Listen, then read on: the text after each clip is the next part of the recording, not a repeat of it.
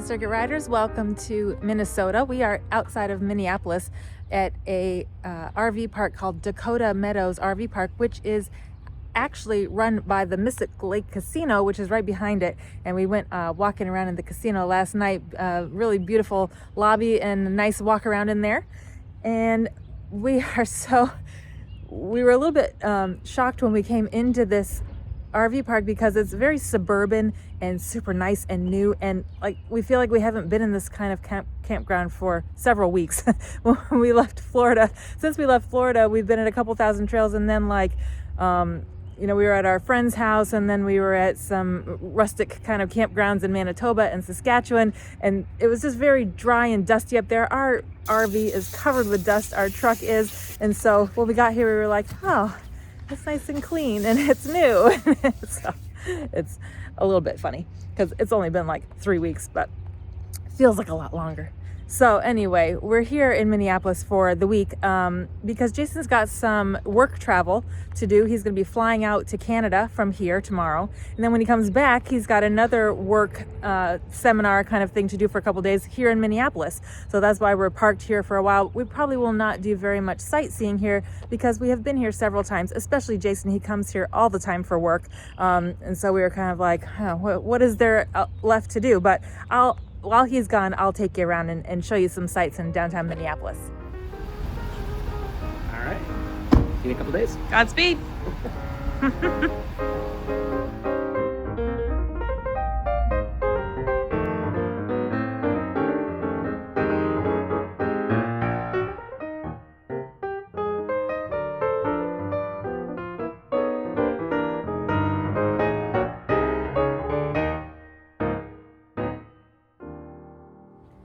I'm going to do my solo day out in Minneapolis and St. Paul today.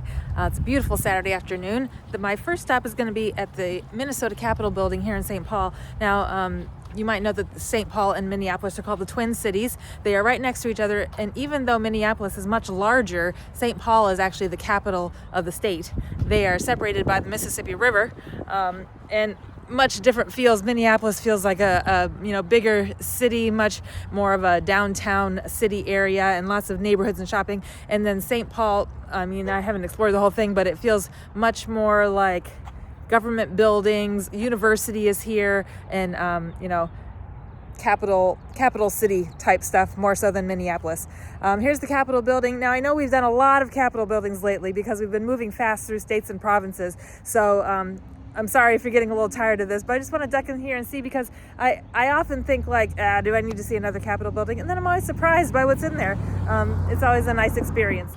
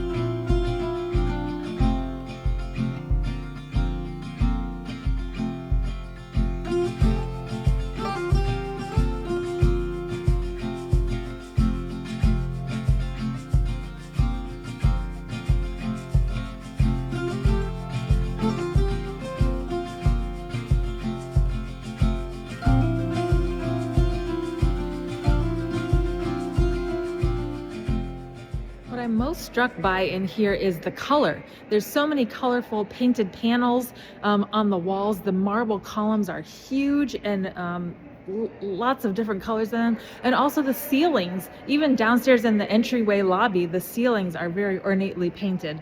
So of course, another beautiful state house here in Minnesota.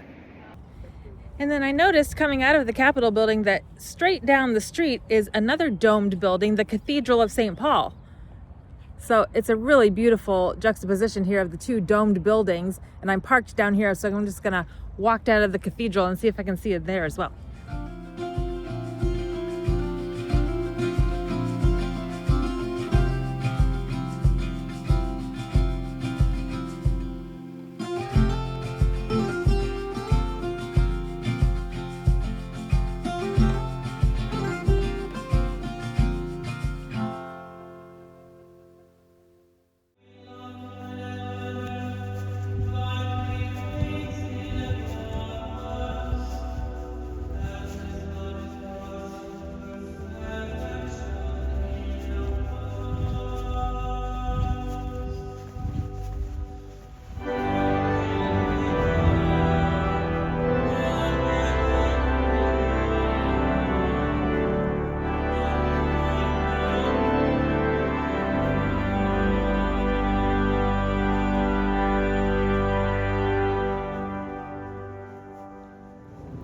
Mississippi River runs between St. Paul and Minneapolis, like I mentioned, and there is a national park unit here, the Mississippi National Recreation Area, right here by the river, and the visitor center is inside of the Minnesota Science Museum.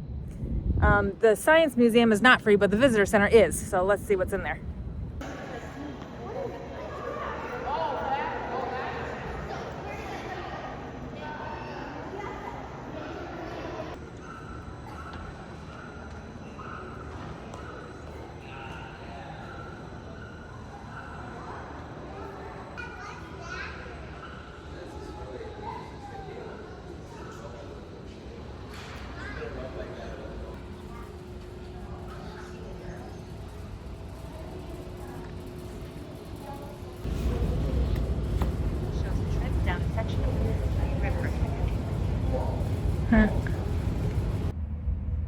There's not too many displays here to see, but there is a nice walk along the river out the back of the Science Museum.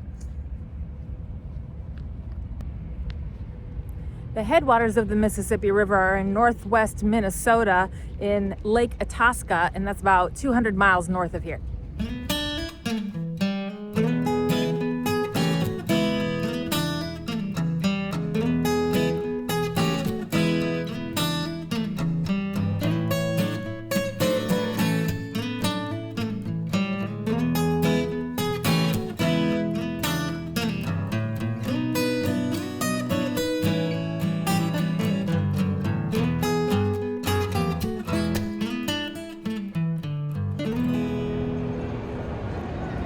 Brought you over to the Mall of America. This is the largest mall in the United States, 5.6 million square feet and over 520 stores. Now, when you're walking around in here, it's obviously large, but it also just feels like a regular mall, except that it just goes on forever. You can just walk and walk and walk. But the really unique thing about the Mall of America is that there is a full amusement park inside the mall.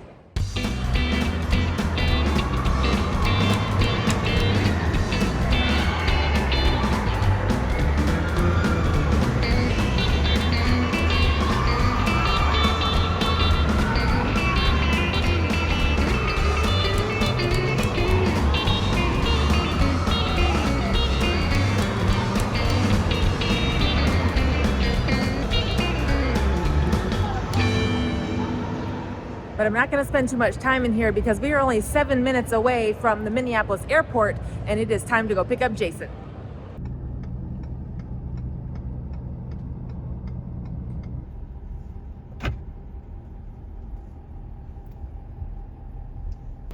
Hey there. Hello.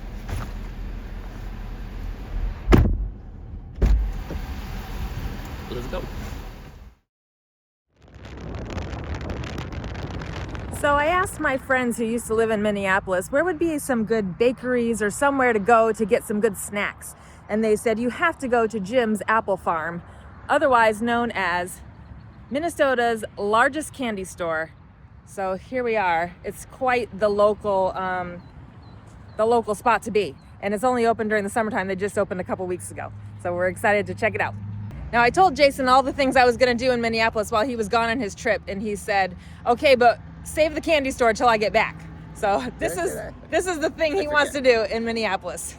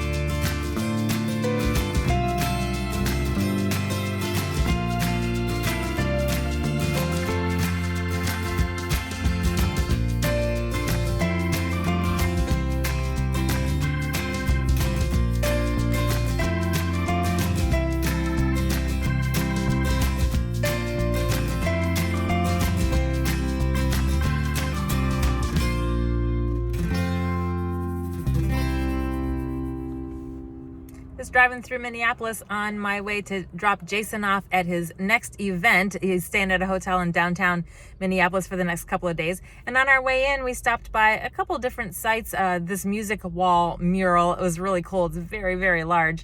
And then there's two flour mills that were headquartered here in Minneapolis, Gold Medal Flour and Pillsbury. And in the early 1900s, maybe late 1800s, they set up their mills here on the Mississippi River because the river, of course, is so powerful that it was a great place to set up grinding mills to make flour. So they were kind of competing right across the river from each other. Now, Gold Medal is now called the Mill City Museum. They've got a museum in there all about the flour industry, and it's closed right now. We couldn't go in there. And then the Pillsbury mill on the other side of the river has all been turned into lofts and apartments and restaurants, living area over there. But it's still cool to see the outside of these mill buildings, how they originally were. I always love to see unique architecture like that. So I'm back at my RV park, and I just wanted to show you this. See this building? On the outside it says Car and RV Wash. And I don't know if you can see, there's some people in there washing their truck right now. I had high hopes that we could take our RV through there. As I've been complaining about for the past few videos, our rig and our truck are so covered with dust. I have gotten the truck washed at Tommy's. But as soon as I saw that, I was like, oh, Jason, we got to take that rig through there. We could wash it all. But he was a little skeptical. And then we went over and looked at the sign, and it says 52 feet max. And the doors close automatically once you drive in there, is what the sign said. Now, these doors are open, I notice, but when our rig is hooked up to our truck, we have measured it at 53 feet. So it's a foot too long.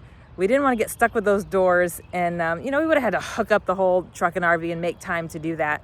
But I was so disappointed that we didn't fit it in, because I would have loved to give the RV a good bath. Anyway, we're going to, in a couple days, keep moving on. And next time we will see you in Michigan. So until then, I hope you have a great week. Thanks for coming along. Bye, guys.